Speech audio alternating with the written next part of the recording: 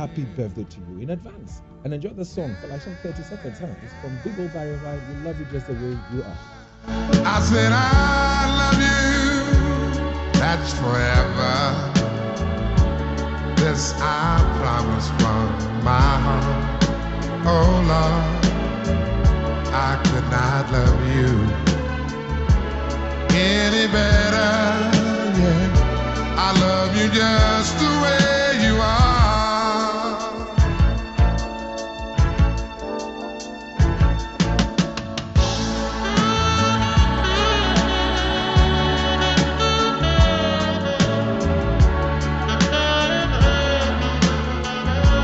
Feels good.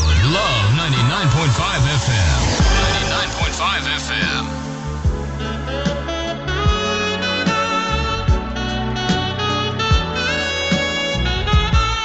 So thank you very much for staying with us. This is Love 99.5 and you're listening to Love in the Morning. It's now on 23 minutes to hit 8 o'clock. And, talk about it, artificial intelligence keep coming up on a daily basis.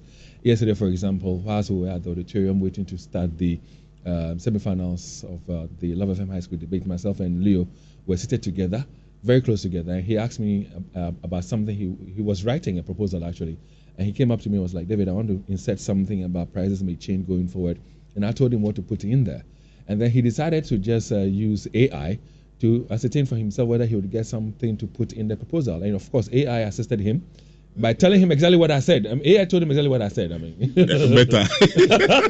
Better and faster. Yeah, but it was way the same. More faster. Yeah, but it was the same thing I told him that AI told him yeah. anyway. But that tells you about artificial intelligence, which of course gives you speed and accuracy when it comes to any information that you're looking for. On Love in the Morning today, we will talk about AI, and we're asking you, what do you want to know about artificial intelligence? What do you want to know about AI? Anything at all you want to know about AI, feel free and ask that question. Now, if you're already using AI and it's assisting you in doing your work or living your life, what do you want to say about AI? That is artificial intelligence.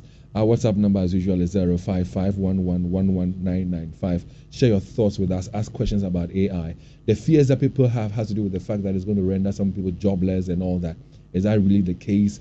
Are we not rushing it and all that? Any question at all that you have on your mind about artificial intelligence, we'll be here to give you all the answers on it. And I'll be introducing to you my panel in a bit. But before I do that, MTN Business is here with SME, SME month this July. So come, let's enable your business with data and connectivity solutions, mobile solutions, digital solutions, unified communications, and so much more at the best rates. MTN Business is indeed your partner for growth. Watch out for exciting activities, including promotions, quizzes, training sessions, product activations, and SIM registration exercises at locations near you. Follow us on our social media handles for all the details. Now, we will climax all our activities with SME Fairs on the 14th of July at Kumasi City Mall and on the 28th of July in Accra at Rollins Park. Contact us today at mtnbusiness.gh@mtn.com, or you can call us or send us a WhatsApp message to 0244-308-111 to know much more. All right, so can I talk about Syntex? Let me try and find where my Syntex sheet is, because I want to talk to you about Syntex. All right, so here we go. What is your preferred color of tank? Is it Syntex has it? So if you're looking for red, you're looking for blue, you're looking for green, Syntex has it. What guarantee do you want? Well, Syntex has it too. What kind of inner layer are you looking for? Do you want? Is it double? Is it triple? Is it quadruple? Well, as many inner layers as you want, don't forget it that Syntex has it too. So remember, no matter your water needs, Syntex has it. Syntex tank are strong, are tough, and they have over 300 agents, nationwide. So if you want to place an order for a tank, you can call 0244-335-168. Visit Syntex on social media at Syntex Ghana or shop online on www.syntexgh.com. Syntex are strong and you're tough. So I've been joined this morning by engineer Dr. Henry Nunu Mensah, and he's a professional engineer and a senior lecturer at the Department of Computer Engineering, KNUST. Doc, good morning to you. Yeah. Also with me in the studios of Love 99.5 is Dr. Seth Christopher Yawapia. Give me one of the doctors. I need to go fight for my own. He's Dr. Seth Christopher Yawapia. He's a senior lecturer at the Department of Sociology and Social Work, KNUST. And you also welcome to the Studios of Love Thank 99.5, Dr. Seth Christopher Pierre. So, for the benefit of those who might not know what AI is all about, tell us about AI and why it is important to have a conversation about AI at this point in time. Okay, so maybe I'll take that. Okay, sir. I think AI basically has to do with using technology to make work easier. So how would it make work easier? We are looking at work that are quite repetitive.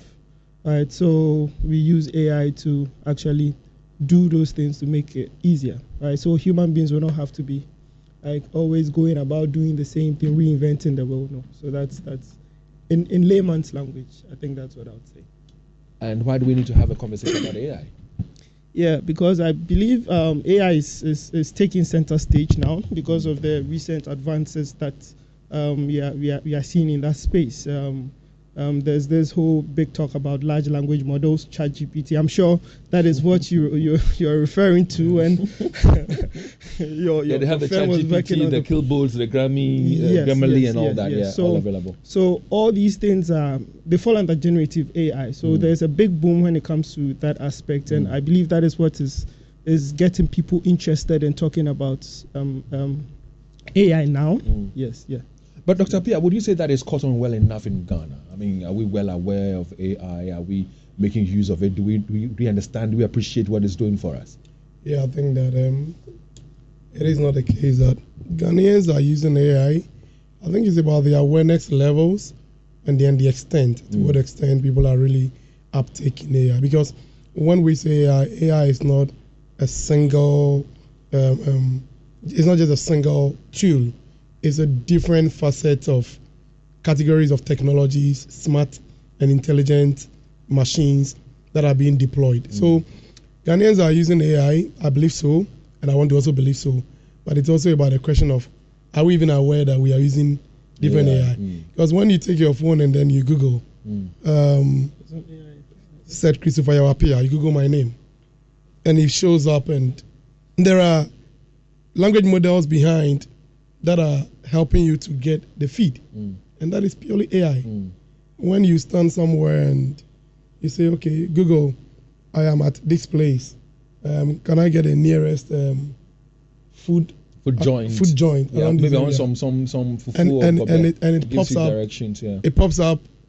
That's AI. So it's not that it's not something new, is it? It's not something because new. It can be credited to, is it John McCarthy from the 1950s thereabout? Am I correct? Yeah, I think so. Yeah, he's said to be the father of the AI kind of. Yeah. But so why are Ghanaians so scared or skeptical about AI now then? It's not about Ghanaians being scared or skeptical. It's a global skepticism that is coming up. Okay. You know that as my senior engineer, they say, we've lived with different categories, different types, but it's now about the generative AI, the nature of the generative AI. It's important to recognize that chatbots fall under generative AIs, but now the quantum of language models that they are processing and the speed. The speed is crazy. It's for instance, last year November, that ChatGPT was came on board. That's last year November. 24 hours, a lot of subscribers. And you look at the subscription, and you look at the effect it's having on different facets of society. And indeed, if you take, for example, some documents that could be, let's say, 130, 140 page, and you have to go through it and summarize it and do whatever work with it. If you use AI, within a split second, it does a summary for you. Yeah. Something that a human being would have taken about 2 weeks or even more for a human being to do.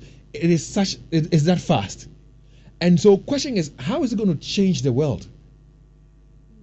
Okay, so I think you've already said it. You said it's that fast, right? So it's all about productivity, right? When you spoke of the literature reviews and trying to extract them, summarize them, and all that, and all that. You see, way back it could take like weeks, it could take months to even complete a paper. You could do this now in under 30 minutes, right? Yeah, so your output is going to be to increase, right? And that is what we are looking at. Every field that has AI impact in that field, the talk is on productivity. So yeah, I believe we should be looking at that, increasing productivity, and maybe tone down a bit on being scared. No, but are you saying AI that, are you saying that taking we should not be scared? Before we get into the nitty-gritties of it, are you saying that the concerns that people are raising is not legitimate? It's not something they should be thinking about, the fact that they could take away people's jobs and all that? Okay, so in every human establishment, right, I believe people should try and improve themselves, right? Because the jobs people were doing in the 70s, 80s, now those jobs are no longer there. We had clerks, now they call themselves, no longer clerks, we have secretaries, we have PAs and all that. They've metamorphosized into different stuff. So, and it didn't just happen overnight. You need to improve, upgrade yourself. Right. So with the advent of AI, it's fine. No two ways about it. It will take some jobs away, right? But it's going to bring up a whole, a lot of other jobs. Right, other opportunities for people. Opportunities that never existed, right? Because now people are even talking about prompt engineers. It started because of ChatGPT. It's a portfolio that never existed because people are using these large language models to build applications, to do what have you and all that, right? But they sat down and thought about, okay, how can we get the best out of these language models? It depends on how you question the system, right? So, and that is something we can learn. That is something we can train someone to be able to do so that we could get the best out of the system. It never existed, but it's now there. So some jobs that would have eventually left the system would still leave, but we are even creating more opportunities with. Are we ready for this, or you think we are rushing? We're rushing. Are we really ready for that? Because even if you look at Ghana, in itself, do we have the right models that would aid us navigate this space? Yeah, I think that is why we're having this conversation. Readiness is also a function of awareness. It's a function of available knowledge. It's a function of willingness. And so to what extent are we willing to uptake the prospects that AI comes along with? As my colleague was saying, one of the things that AI brings on board is the issue of precision. Precision. It so gives you a leverage for you to really be able to be precise in whatever estimate. If it's about medical diagnostics, I do medical sociology. You are able to predict exactly. We are trying to figure out what could this kind of illness be about. You're able to predict exactly how it is. So the question of readiness is about, instead of being pessimist, we have to be very optimistic about the prospect that comes with. Certainly some jobs will be offloaded along the way, but some jobs will be brought on board. So how do we prepare the Ghanaian people? Historically, if you look at the uptake of technology and when the mobile phone was coming up, somewhere around 1999, 2000, for you to get a single mobile, you remember, you are quite older than me, so but the size of the time. It's like a timber. Even when the computers came, we had a very big computer in a big room. Before we pruned them down, now we have laptops and all that. And historically, do you know what was the narrative around the time? The same fear. If you take a call, your blood will be sucked by spirits. Maybe you didn't hear. And we heard it, and we even heard about the world coming to an end. And exactly. Something Y2K. Yeah. All these were things that came out because new technologies were coming on board, and we're switching away from having to go to that only community booth to go and make a call and wait for the person abroad to respond. Exactly. I remember we went to a post office at the time. Huh? So now, Ghana and Ghanaians, and for that matter, the people of Kumasi and other places, we should be prepared. We should not wait so that we only become recipients of technology adoption. We must actively be part of the creation of new models by way of training. But that's why I asked whether we are ready, because we're talking about creation of new models that would help our case, for example. So if I think through right now, for example, we are battling with sanitation issues, we're battling with flood issues. We are clueless as to how to solve those problems. How can AI, for example, help us fix the issue of sanitation and flood in Ghana? Let me just, one of the things is that we are looking at environmental risk.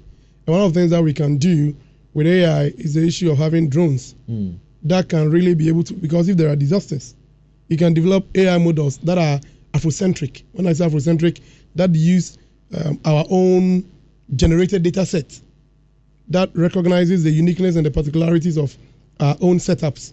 And then by using that one, we can be able to model the drones that are contextual to our situations, can be able to know how to figure out on all this. So that is a classical case. And we must start now by having capacity. Do we have the capacity? KNUST is into fill that capacity. In what way? How do you mean? With the Responsible Artificial Intelligence Lab, the real lab. Is it about to be set up or it's already been set up? Okay, so the lab is has been set up, is in existence, and yes, we've been contributing to the AI discourse in the country, and in our own small way also creating awareness, coming up with models that and data sets that are Afrocentric, because you see, you asked about preparedness, right? Yes. Yes. I believe we are on course. We are starting, right? But as my brother said, Doctor said, one thing has to do with data. These models deal with data. When you look at the global north, these people have advanced when it comes to the AI technology, but the data that was used in training these models, right, to do all the marvelous things they are doing, are data that is specific to their context. And once, if or we have people listening in who deal with data, once there's some slight change in some attribute or something, it can cause you to get different outputs, right? And our context is very different from the context that you have in the global north. So adopting solutions out of the box is a no-no for us, especially in the health context and all that, because there are so many. So when it comes to the KNUST lab, how long have you had it? And have our leaders approached you? Because when it comes to health, for example, healthcare delivery and the challenges that we're facing, I'm sure that we can use AI to do so many things. When it comes to teaching, in our various sectors in terms of education and school, we can use AI to do so much. Have our leaders engaged with you to tell you that, listen, okay, we know that you have a lab. What do you need? How can we resource you better? How can we use the AI labs you have to solve our flooding situation, to solve our health challenges, to solve the problems that face us on a daily basis? Have you been approached? Okay, so that is a tricky question. Very tricky one. Yeah, but I'll try to be as blunt as possible. Please do. Yes, we've not been we've been contributing to some national discussions, because there's a national AI strategy that government is putting together. We got the opportunity to be part of the process, contribute our quota to that process. But when it comes to engaging government agencies on specific problems, what they need done and what have you, that they've not come forward. Have you approached them? And I believe, you see, some of these things you need to, in your own way. We have so many collaborators, right? We work with Kofanoche. We are trying to establish relationships with universities and other agencies within Africa, right? So the main thing is come out with a working model, something that works, your MVP, right? Show your proof of concept. Then you can approach these agencies that, okay, this is what we have, right? We've done maybe some initial pilots, and results look good. We've even in the agric space, we partnered with I think this PPRSD is part of the Planning for Food and Jobs. Oh no. Oh, which one? It's one of the government agencies like forestry and all that. Yes. So what we did was that I think it's under the agric department for that. So but the point is, listen. So I asked an earlier question: how ready are we? Whether we're not rushing into this. Now, AI, whether we like it or not, has come to stay. We need to, as a country, have our own models that will help us develop and run with it. So if government is not approaching you, and you have not approached government, it tells us all that then our approach, our growth, our usage is going to be slow. Well, in other countries, they are running so fast. What will it take for us to be able to change that narrative? What will it take for us to be able to go faster than we're doing now? Yeah, so in terms of government approaching us or government not approaching us, I think that the point is we have a lab, that's the Real KNUC lab. We're trying to collaborate. We're trying to put out a product out there. Yes, we are looking for the government approaching us. That notwithstanding, we are not folding arms, and because we too think that when I say we, the Responsible Artificial Intelligence Lab, we think that we have a contribution to make. So yes, we are all arms. We are waiting for the different government agencies to approach us. There are some developments like using AI to really develop a model that would address the issues of intimate partner violence, which is under development in the Real lab. There are, as my senior said, agric models, precision agriculture and all that. What exactly, so when you're talking about the agric sector, for example, what exactly are you doing? What model are you putting together that will help us grow our agriculture sector in Ghana? Okay, what are the models? What are you doing? Okay, yeah. So in the agric space, we are looking at these plant crop detection. So basically, you are creating models, right, that even with any low-end phone, right, you could just take a picture of the crop or the plant, right, and it should be able to tell you the sort of disease that is affecting the plant and the sort of mitigating strategies that you need to put in place. And one good thing about this is, you see, because the solution is coming from here, we did a data collection and everything ourselves. That's what we did with the agric department under the government. Is it food and agric? Is that what you want to? Yeah. So food and agric. Yeah. Okay. Not the agric department. Yeah. Food and agric, So we've done some bit of reaching out. That's just for you to know. Yes. So and one good thing about it is the mitigating strategies are communicated in the local language. It's supposed to be communicated in the local language, right? And we believe that it's going to increase uptake because when you go to the farms, most of the farmers do not really understand English. It's either Twi, Ga, or some other language, local language. So we believe that once we target these users in their local dialect, it's going to. Have you engaged them, and if so, how would you say the response is? Is it good enough? Is it positive? Yeah, we went to the field, right, and I think the initial feedback you are getting from those on the field, like when we went for the field work, it looks like they are very happy about the application that's going to come out, and yes, hope for the best. Is that the only model you have, or you have other models? No, for now we're trying to develop, as I said, the intimate partner violence app. What we're trying to do, look at is collect a series of data sets that are here, and then when we develop it to be like a simplified app. So if somebody just wants to, you're in a relationship and your partner wants to attempt at probably abusing you, and you can just press on a button, and then we are going to collaborate with the Ghana Police Service, the DOFSU department, and then a signal is popped up at their unit, and then they're able to remember that the signal also pick the GPS locations, and they're able to tell, oh, this person is being attacked this person or is in danger, and then quickly they can have a response. How far advanced are you with that? How far have you gone with that? We've not gone so much because we are at the data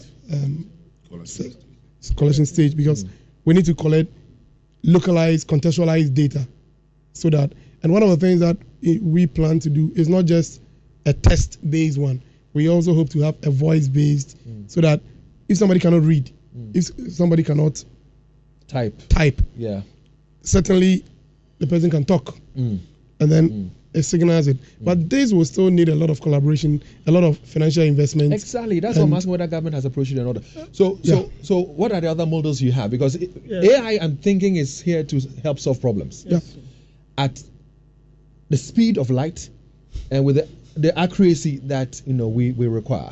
And if you look at Ghana, I began by talking about, the environment where we have flood issues, we have sanitation issues. I mentioned a bit again about, teaching, how is it going to help teaching and learning at whatever level of education. I mentioned even health care delivery, and Dr. Appiah here mentioned, things that we can do there. We are battling with Galamsey. We have security issues on hand and all that. How can AI help in all this?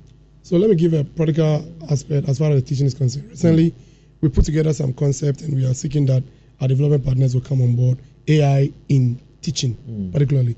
You know that there is this whole talk about inclusive education. The point is, persons with disabilities, some of them cannot even, visual impairment, that's the correct terminology, they cannot. But if we develop AI assistive models such that they can be able to, at least those with hearing impairment, they can hear using their own phone. Of course, there are something like that existing, but as my senior said, they are developed using Eurocentric data, more like European data sets.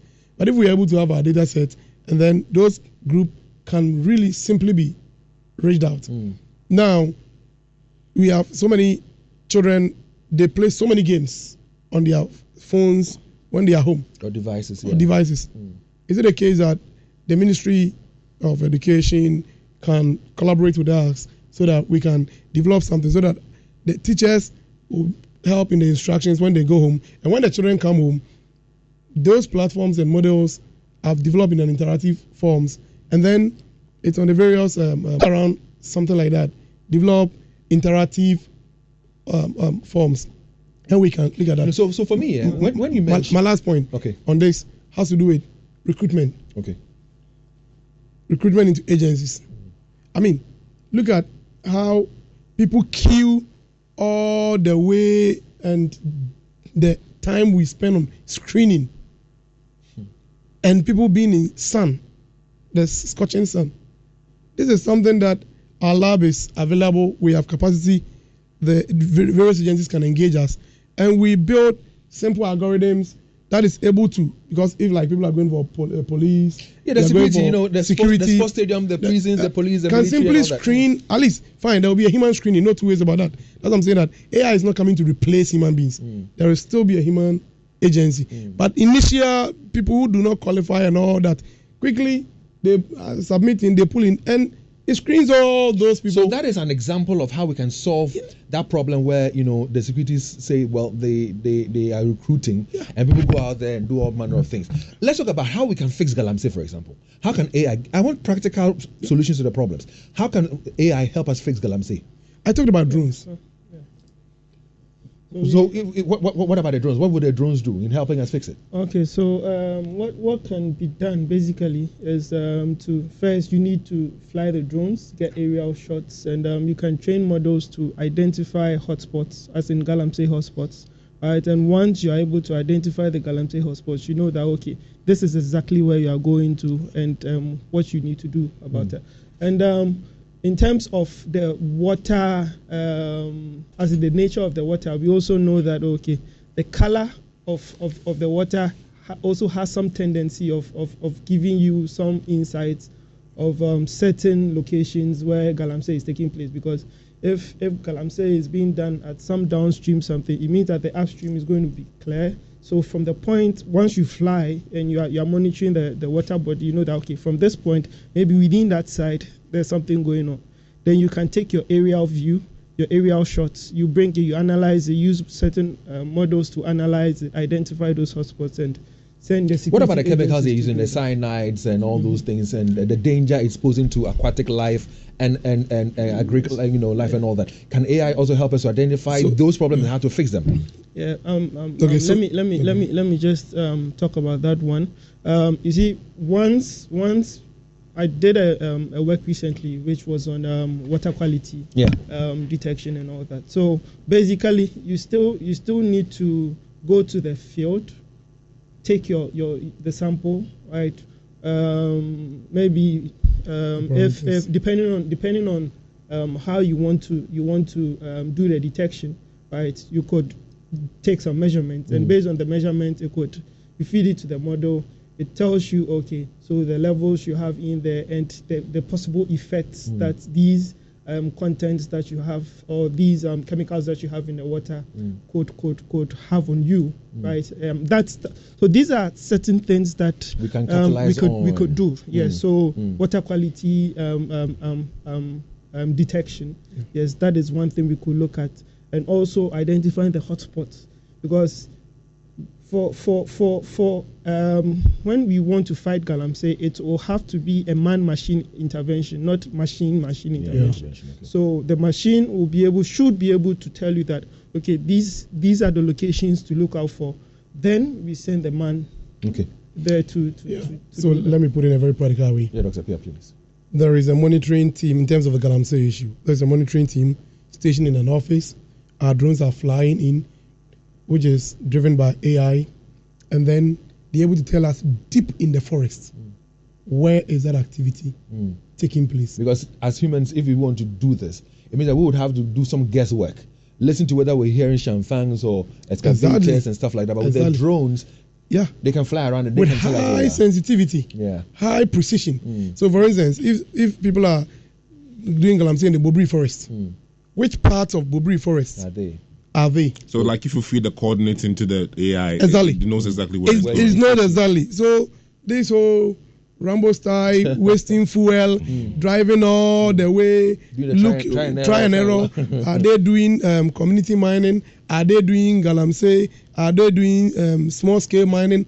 All these will be addressed. Okay. So then, just a quick one on the water stuff. Okay. The point is, sometimes when it rains heavily, the rotor course changes, and then so if we have an AI-driven platform, we're able to tell whether, in fact, the fight we are fighting against the galamsey, the water levels, and then the water, this thing, is really changing, or is a function of heavy downpours. So that this debate on we are winning the battle on galamsey, or we are not winning the battle on galamsey is clear, because you know that the nature of the water quality is the turbidity level is a function of the heavy downpour, or this one, the upstream galamsey people are there. That is why the water is having this, and the parameters would have been collected long ago, fed into the model.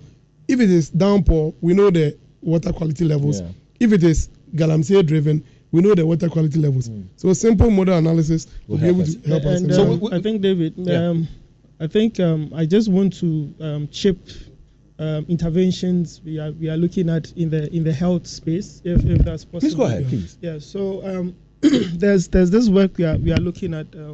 I currently have we currently have PhD students. I don't want to. Yeah, we currently have PhD students in there looking at this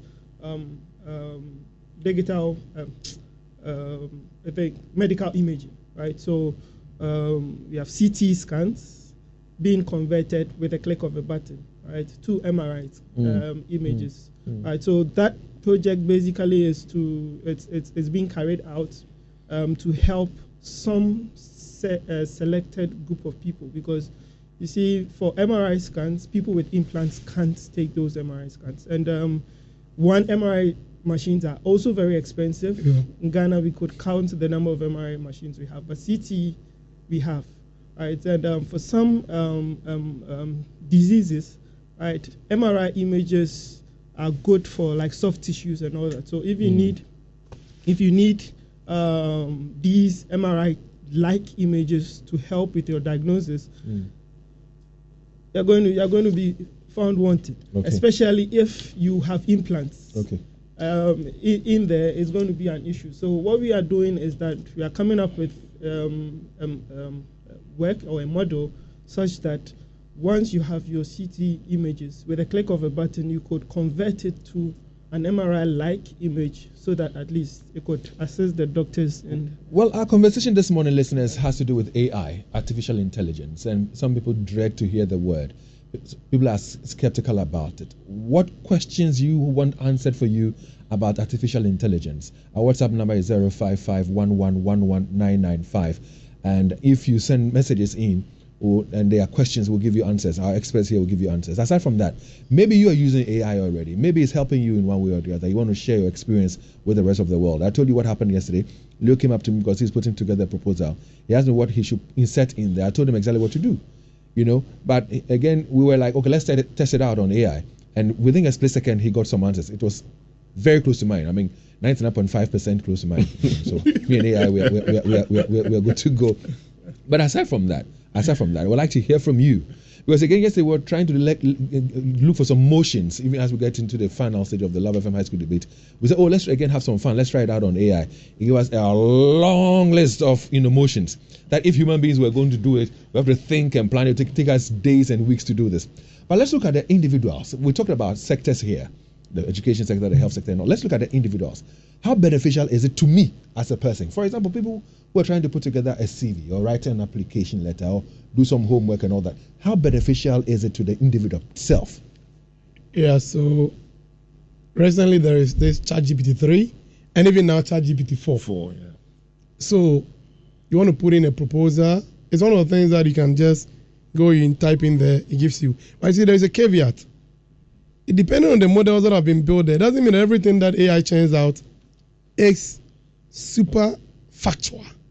Very important. Some of my students doing research work, they just went and brought everything. They didn't know they had a means to detect that what they had brought was AI, because we also saw that it was AI generated. So it can give you pointers. Okay. If you're writing an assignment, it's helpful to give you pointers so that you can be able to use it. So they don't have to go through the laborious task of all that. But certainly the human element will still have to be there. Yeah. What about helping us beat traffic prone areas? What about helping you get to restaurants or places, cuisines you're looking for and stuff like that? How does AI help? Yeah, I think Google is doing that very well. Yeah, so Google is able to detect the traffic prone areas, right? So basically, once everyone is using a phone with your Google or whatever in there, you're good to go. Yeah, you're pushing data to Google. So once you stay at a particular place for long, right, it uses that to do some computations to determine that a set of people are staying here for this number of minutes or this number of hours. So meaning there's something going on and all that. So that is just something that I would say just for people to follow. I don't want to go into. But again, one big concern that people have with AI is the fact that AI has the ability to pick my face or my image and create a twin. Let me put it that way for a conversation's sake. Create a twin of a like of me with same face, same voice tone, same features and everything, and can make me speak and say things that I am not saying, but my twin in the AI is what is presenting it. How can we read between the lines and say, listen, we're going to do away with this? I'm talking about security concerns here. Yeah, that's voice cloning. Yeah, so I think what you're talking about has to do with deepfakes, right? Yeah. So yes, so deepfake, you see, everything that is created for good might also be used for bad. But the question, which one is bigger than? Is it the good that is bigger, the bad is bigger? No, in this case, the bad might be bigger depending on the gravity of the bad, right? Because initially it was created for more of entertainment and all these stuff, right? Yes, to make life easier, right? And but people are using that technology for good to cause harm, to create fake news. Yeah, recently the World Bank lady was in Christine Lagarde. Yeah. She had a conversation with a deepfake AI, and then she was just releasing secrets she's not supposed to somebody she was talking to, but it was an AI generated image. And you know what even happened yesterday when we have some commissioners, police commissioners, one person's name has been mentioned. Some people are of the view that it's even AI and all that. We cannot prove. We cannot prove that. But it's been in circulation now. But for our editorial policies, we cannot touch on that. Sure. But it tells you that we ought to be careful.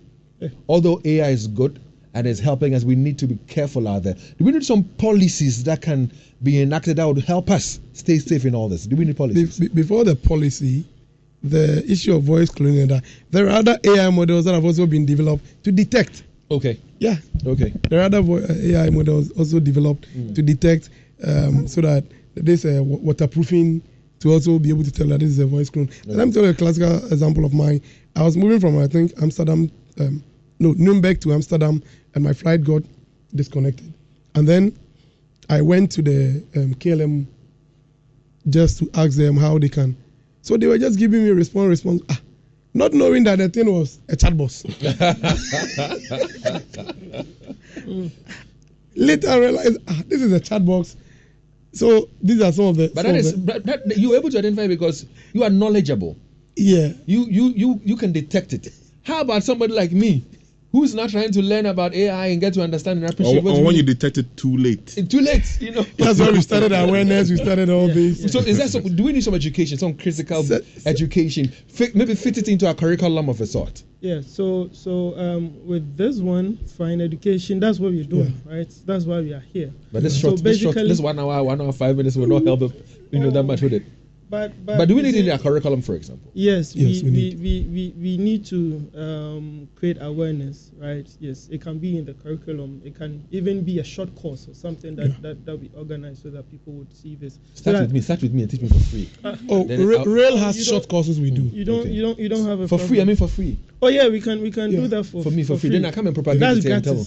Say again. Gratis. And Rail has been doing that short course training. Recently, Dr. Nunu Mensah. He took us through what is the short course? Neural networks. Neural networks and. I don't know what Jaffa. Oh, there you teach me. You teach me, train me. But let's open the phone lines now on 03-220-83596, 03-220-83597, 03-220-83598. Our time is really fast spent, but listen, we can pick a few calls. Ask questions about AI. Any question you have, any concern you have about AI, ask that question and get the answer. If maybe you are using it already and it's beneficial to you, you can feel free and then tell us about the benefits that you're deriving from the usage of AI. That's artificial intelligence. That's been our conversation this morning. So whilst we wait for the phone calls to come through, let's go into our WhatsApp console and bring to you messages there. Okay, there's 2 messages, but I'm not sure if I should play this one, but it's nothing bad. Should I? If it's nothing bad, why are you asking me? Okay, listen. All right, let's go. Don't go trying some new fashion. Don't change the color of her, baby. Leo, your memo is with me. Christoph, good morning. Yeah, good morning, David. I hope you are fine, sir. Well, Chris.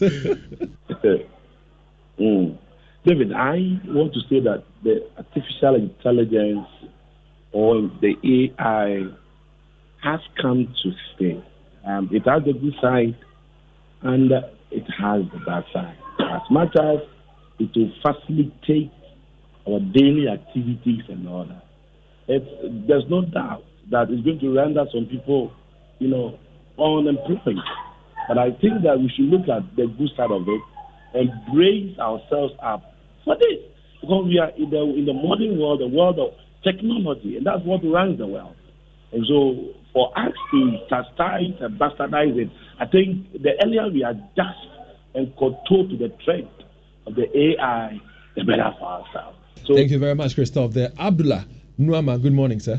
My boss, long time. Yes, sir, boss, I do. I hope I was well. Okay. The Lord is my shepherd, I am well. Yeah, I love the discussion going on, but where I want all of us to draw our attention to, especially your guests, is as far as they are championing this, they should think about how it will reach persons with disabilities. My focus and my specialty is visually impaired people. I'm an IT person, Mr. David, and what I have realized here is that awareness of certain things that AI is helping and can help visually impaired or persons with disabilities for their lives to be simple. Well, for example, there are certain things I don't have sight that I can rely on. I can do a lot of things with the help of some AI and some software.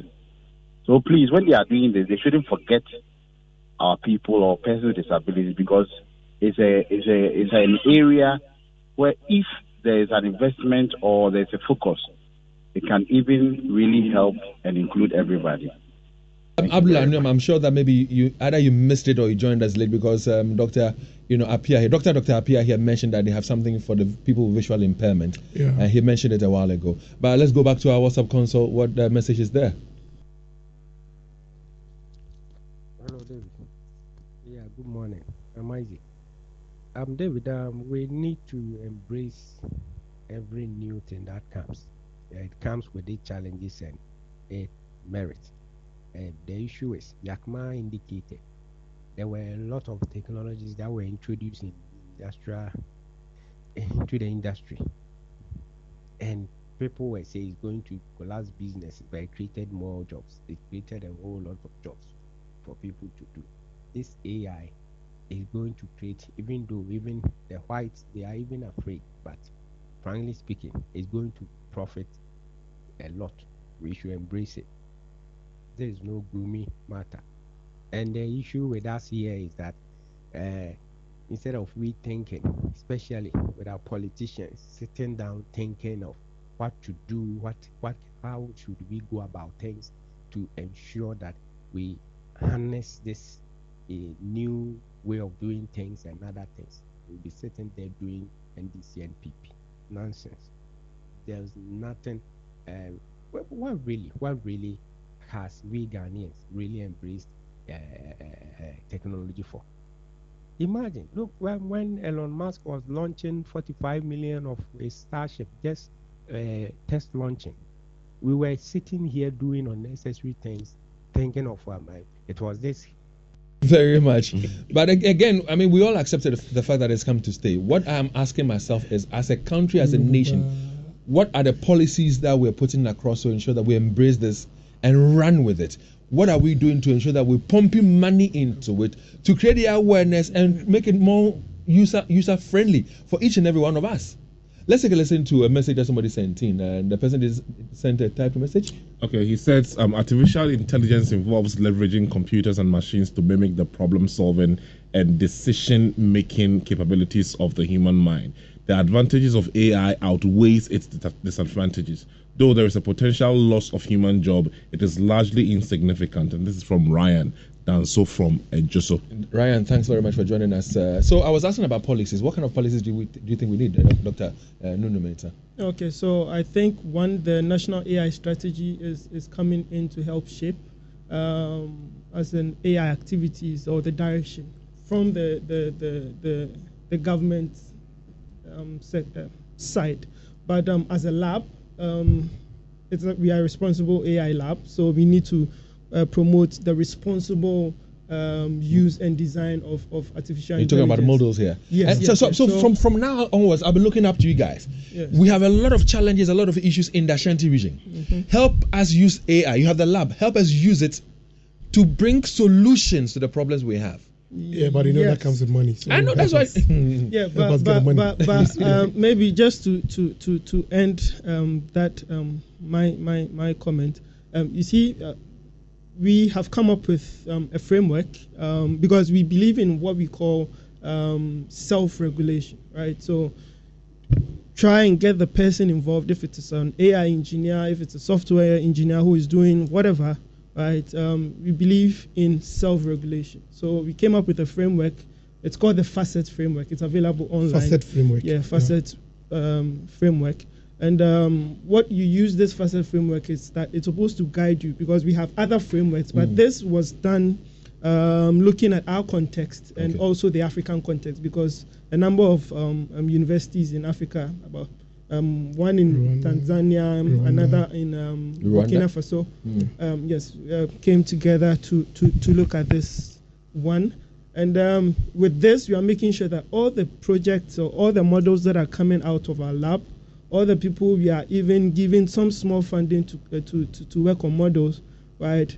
Make sure their models conform to the framework that we have. And at the end of the day, a badge is generated for you, looking at how responsible your application is.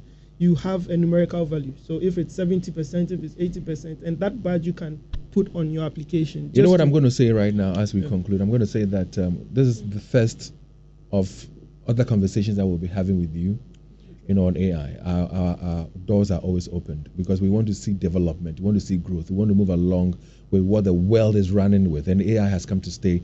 AI is doing a lot of great things out there.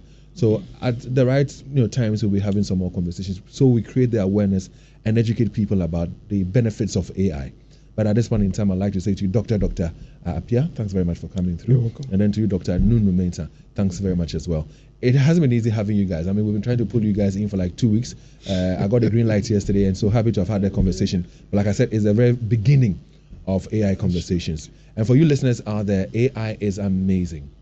You want to have the finest hotels, tourist sites, beating traffic and all that, make use of AI. It's also going to help us solve so many other problems. I mean, the flooding situation, the galamseys, the health, the education. All we need to do is to understand it and get the right models for it, and then we're good to go. So one more time, thanks very much for your time. In a bit, we'll be crossing over to Joy 99.7. Yesterday or so, the Kwame Nkrumah Mausoleum was launched. And after the launch was took place yesterday, what we know is that tourism is something that we need to focus attention on some more. So Marco Krikumante, who is the Deputy Minister for Tourism, Creative Arts and Culture, will be on the Super Morning Show to have a conversation with Winston Amoah. But Dr. Nunes, I'm told you want to say something? Yes. We are having some program on campus. Okay. The college and also the lab, College of Engineering and the Responsible Artificial Intelligence Lab.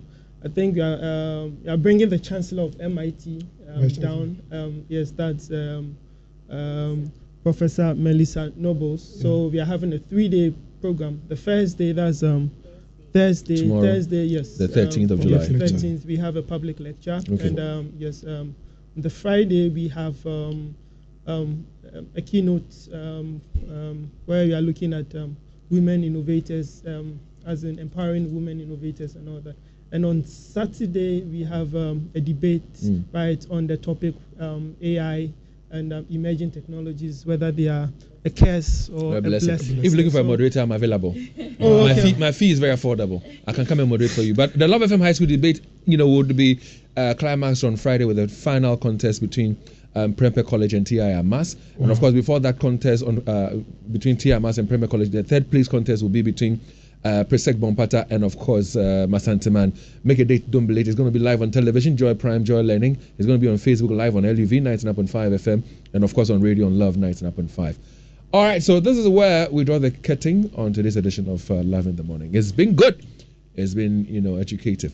Make sure that you also read more about AI. But for now, we're getting ready to cross over to Joy 99.7, but they're not ready yet, so we've got some messages for you. Enjoy. Hi.